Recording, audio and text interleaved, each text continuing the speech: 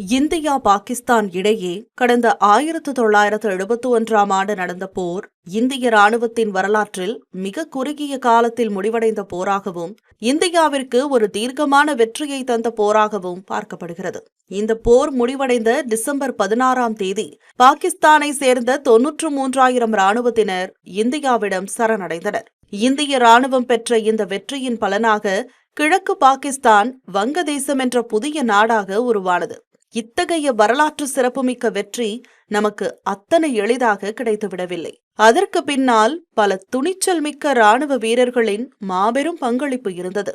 சமீபத்தில் பாலிவுட்டில் வெளியான துரந்தர் திரைப்படம் இந்தியாவின் உளவுத்துறை, தேசபக்தி மற்றும் ராணுவத்தின் அதிரடி நடவடிக்கைகள் குறித்து ஆழமாக பேசியுள்ள நிலையில் 1971ஆம் ஆண்டு நடந்த போரின் போதும் இதே போன்ற பல துரந்தர்கள் இந்தியாவின் வெற்றிக்காக தங்கள் இன்னுயிரை தியாகம் செய்துள்ளனர் என்பதையும் நாம் நினைவு கூற வேண்டிய அவசியம் உள்ளது. அத்தகையவர்களுள் முக்கியமானவர் லெப்டினன்ட் கர்னல் பவானி சிங். இவரது தலைமையிலான ஒரு சிறிய படைப்பிரிவே பாகிஸ்தானுக்குள் சுமார் 80 கிலோமீட்டர் வரை நுழைந்து 20 பாகிஸ்தான் வீரர்களை சிறைபிடித்து இந்தியாவின் வெற்றிக்கு அடித்தளமிட்டது. நாட்டின் கிழக்கு மற்றும் மேற்கு முனைகளில் மொத்தமாக வெறும் 13 நாட்களே நடைபெற்ற இந்த போரில் டிசம்பர் 3ஆம் தேதி பாகிஸ்தான் விமானப்படை இந்தியாவின் விமான நிலையங்களை குறிவைத்து தாக்குதல் நடத்தியது.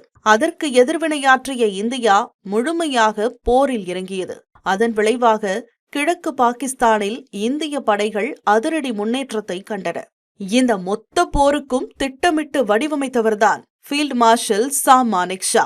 அவரது துணிச்சல் மற்றும் துல்லியமான ராணுவ தந்திரங்கள் இந்தியாவுக்கு வரலாற்று சிறப்புமிக்க வெற்றியை பெற்றுத்தந்தது.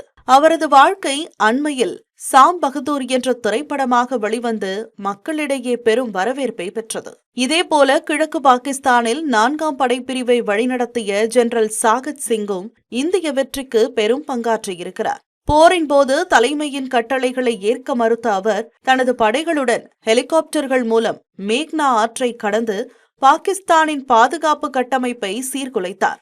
இதனால் வெறும் 36 மணி நேரத்தில் 4000த்திற்கும் மேற்பட்ட வீரர்கள் வான்வழியாக எதிரி நாட்டிற்குள் நுழைந்தனர். இந்த திடீர் தாக்குதல் பாகிஸ்தான் படைகளை நிலைகுலைய செய்தது.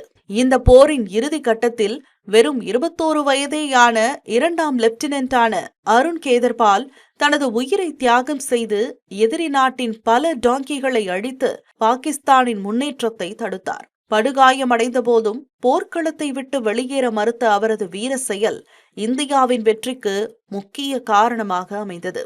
அதே நேரத்தில் கிழக்கு கட்டுப்பாட்டு பிரிவின் தளபதியாக இருந்த லெப்டினன்ட் ஜெனரல் ஜக்ஜித் சிங் அரோரா டாக்கா நகரை 4 திசைகளிலும் முற்றுகையிட்டு பாகிஸ்தான் படைகளை சரணடைய வைத்தார். பாகிஸ்தான் தளபதி நியாசி சரணடைந்த ஆவணத்தில் கையெழுத்திட்ட போது அருகில் அமர்ந்திருந்த இந்திய தளபதியும் அவரே. இப்படி 1971ஆம் ஆண்டு டிசம்பர் 16ஆம் தேதி இந்திய ராணுவத்தின் வலிமையையும் நமது வீரர்களின் தியாகத்தையும் உலகிற்கு எடுத்து சொன்ன நாளாக அமைந்தது.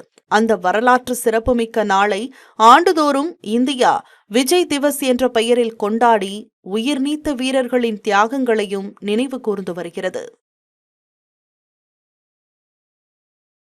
13 years of trust, a revolution of gratitude, 100% assured appreciation. With gratitude, G Square oda 13th year anniversary offer plot villa apartment எது புக் பண்ணாலும் 25 வருஷத்துக்கு பவர் இருக்கும். ஆனா EB bill இருக்காது. Up to 5 kilowatt solar panels with no additional cost ஓட கிடைக்கும். Zero EB revolution. To book, call 8939710009.